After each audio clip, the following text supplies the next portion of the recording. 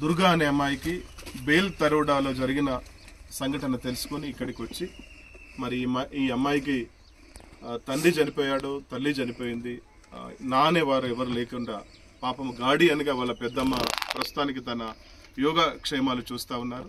మరి ఆ దుర్గా అనే తల్లికి సమతా ఫౌండేషన్ ఎల్లప్పుడూ కూడా 6 నెలలకు ఒకసారి ఈ అమ్మాయిని విజిట్ చేసి ఏ స్కూల్లో చదువుతున్నా ఎక్కడ చదువుతున్నా సమతా ఫౌండేషన్ సభ్యులు వచ్చి అమ్మాయిని విజిట్ చేసి అమ్మాయికి కావలసిన అన్ని పుస్తకాలతో పాటు బ్యాగులతో పాటు ఆమె యోగక్షేమాలు చూస్తూ ఆమె ఆరోగ్యపరమైన ఇష్యూస్ వచ్చినా కూడా సమతా ఫౌండేషన్ చూసుకుంటుందని చెప్పి ఈ సందర్భంగా చెప్పడం జరుగుతుంది.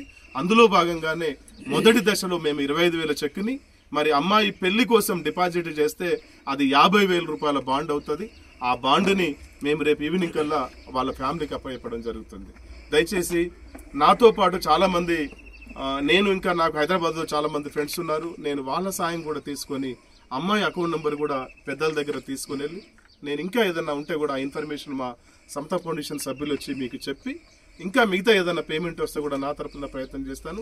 ఈ అమ్మాయికి గార్డియన్గా సమతా ఫౌండేషన్ చైర్మన్గా నేను ఉంటాను. దానికి మా ఫ్యామిలీ మెంబర్స్ అందరు కూడా ఎల్లవేళ ఎప్పుడు అబ్జర్వేషన్ చూస్తుంటారు. ఈ అమ్మాయి దగ్గరికి వస్తుంటారు. నేను ఎంత బిజీగా ఉన్నా కూడా ఈ అమ్మాయిని ఖచ్చితంగా 6 నెలలకు ఒకసారి వచ్చి ఆ అమ్మాయి యోగక్షేమాలు చూస్తాను. దయచేసి దీనికి సహకరించిన పెద్దలందరికీ కూడా మరొకసారి ధన్యవాదాలు చెప్తూ ముగిస్తా ఉన్నాను.